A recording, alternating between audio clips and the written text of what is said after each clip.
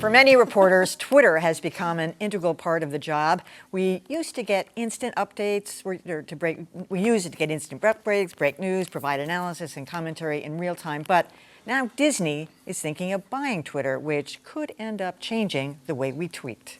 Hi-ho, if home from work we go. At first, the idea of old media Disney snapping up new media Twitter might seem counterintuitive.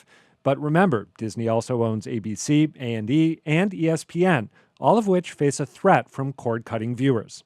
ESPN has lost 3.2 million subscribers in a little over a year, which is why Twitter could be a big asset.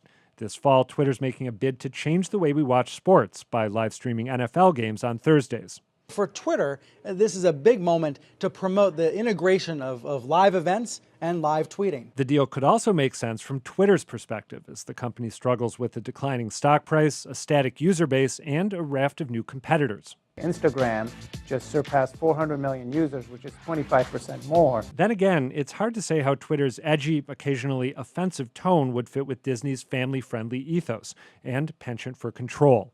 Anyone can just sign up and tweet whatever they want. And say stuff about Disney. And say stuff about Disney. Or its movies. Then there are the political headaches.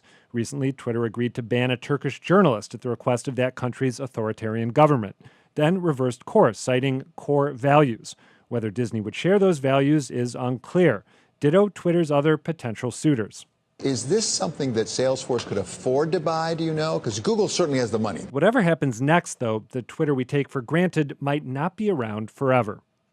So I was under the impression that Twitter was financially successful. They're not at all. They've been spent a money loser. I mean, I'm not shocked. I never understood these kinds of business models. But, I mean, Disney still has something of a fairy dust touch. I mean, they could turn this. They could. I mean, Twitter has 300 million users. Facebook, by contrast, has 1.7 billion users. They pull in a tremendous amount of revenue, but they're not breaking even. Twitter could be one of those things that really can't turn a profit, but it would be valuable to a company like Disney or Microsoft, which has also been mentioned, simply as a way of becoming part of their ecosystem and expanding their audience. And a Disney or a Microsoft might not care as much if it's not making money on its own terms. I mean, who knows? I can see an upside for Twitter for that reason. You know, Twitter's not making money. Here's a cash infusion and a way to stay afloat.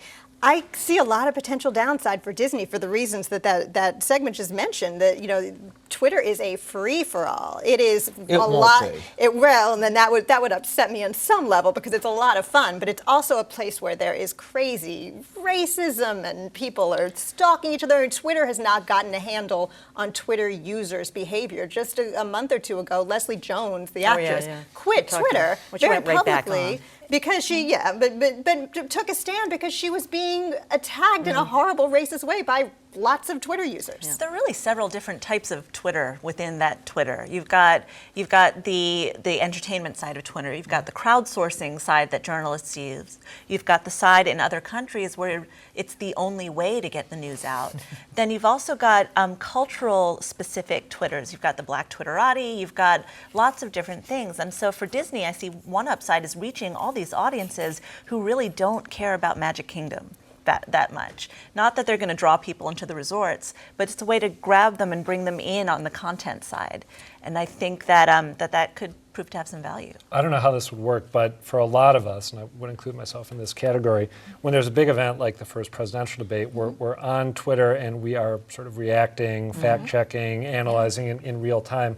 And I know what they're trying to do with these Thursday night football live broadcasts is find a way to push together the live broadcast of the event itself through Twitter, along with the communal discussion that goes on. So maybe there's a way for Disney to get in on that. Well, that's interesting. Will they allow Twitter to post NFL games if it's, you know, well, it'll be a deal. It'll be a special deal. It'll be a deal. I mean, one of the things that Twitter has struggled with, and I think news organizations in particular have kind of come to realize in the last year or two, that their audiences are not on Twitter. Journalists love Twitter, but we're talking to ourselves. Their audiences are on Facebook.